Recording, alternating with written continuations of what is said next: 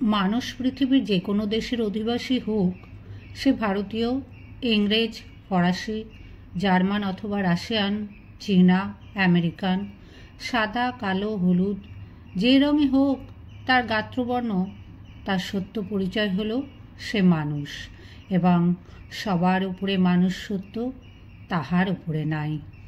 কেবল রাষ্ট্রীয় পরিচয়, কেবল ভৌগোলিক সীমাবেষ্টনের যুক্তিতে কিংবা গায়ের রঙের ভিত্তিতে বা শ্রেণী সম্প্রদায়ের বিভিন্নতায় তাদের নাম নামান্তর, কিন্তু মূলত তারা মানুষ। মানুষ বিশ্ববিধাতার সন্তান। বিধাতার সৃষ্টিতে নেই কোনো ভেদাভেদ, নেই কোনো ভেদ বৈষম্যের পার্থক্য রেখা, কিন্তু মানুষ রচনা করেছে কৃত্রিম জাতি, সৃষ্টি করেছে ঘৃণ্য জাতিভেদ, মানুষে মানুষে গড়ে তুলেছে বিভেদের কত দুর্লঙ্ঘ প্রাচীর, এবং জগতের যত দ্বন্দ্ব সংঘাত, যত কলঙ্কময় রক্তপাত, তার মূলে আছে এই অবাঞ্ছিত মানবিক ভেদ বৈষম্যের কৃত্রিম সীমারেখা।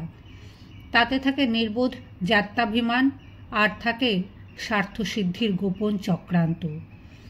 ধুলার এই ধরনীতে প্রথম আবির্ভাবে মানুষ নিয়ে আসেনি কোনো জাতিভেদ, কিন্তু রাষ্ট্রীয় ও সামাজিক বিবর্তনের পথে সে যতই অগ্রসর হয়েছে, ততই তার মনে সঞ্চারিত হয়েছে জাতি বিদ্বেষের তীব্র বিষ। সেই কুটিল বিষক্রিয়ায় মানুষের প্রথম দিনে দৃষ্টিশক্তি হয়ে গিয়েছে অন্ধ। সেই অন্ধ জাতিবিদ্বেষ, বর্ণবিদ্বেষ ও সাম্প্রদায়িকতার বিষ নিঃশ্বাসে বারে বারে পৃথিবী হয়ে উঠেছে উন্মত্ত। বিশ্বে শ্বেতাঙ্গদের কৃষ্ণাঙ্গ বিদ্বেষ, ভারত উপমহাদেশে জাতপাত ও হিন্দু মুসলমানের দাঙ্গার মূলেও রয়েছে এই ঘৃণ্য ভেদ বৈষম্যের সেই একই কলঙ্কিত ইতিহাস। ভৌগোলিক বিচ্ছিন্নতায় পৃথিবীতে নানা দ্বন্দ্ব সংঘাত ও রক্তপাতের শুরু। কালক্রমে সেই পরবিদ্বেষ থেকে ভিন্ন ভিন্ন ভৌগোলিক সীমাবেষ্টনের মধ্যে গঠিত হয়ে উঠল মানুষের ভিন্ন ভিন্ন কৃত্রিম জাতি এবং স্বতন্ত্র রাষ্ট্র। ক্রমে রাষ্ট্রীয় নেতৃত্বে শুরু হল রক্তক্ষয়ী সংগ্রামের বৃহত্তর প্রস্তুতি। সেই সংগ্রামে পৃথিবীর মানুষের যে রক্তপাতের শুরু, আজও তা রয়েছে অব্যাহত। তারপর পৃথিবী থেকে রক্তপাতের শেষ চিহ্ন মুছে ফেলবার জন্য এলো ধর্ম।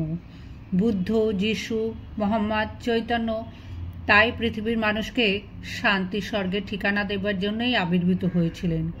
কিন্তু পরবর্তীকালে ধর্ম ডেকে এনেছে ঘৃণ্য পরধর্ম বিদ্বেষ। ধর্মের ছুরিকাঘাতেই পৃথিবী হয়েছে রক্তপিচ্ছিল।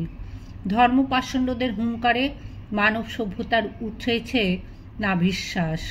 বস্তুত ধর্মের নামে পৃথিবীতে যত রক্তপাত ঘটেছে, এমন আর কোনো কিছুতেই ঘটেনি। বিশ্বের জলবায়ুর পার্থক্য থেকে মানবের দেহবর্ণের বিভিন্নতা, সেজন্য কোনো মানুষই দায়ী হতে পারে না। কালো আর ধলো বাহিরে কেবল, ভেতরে সবারই সমান রাঙা।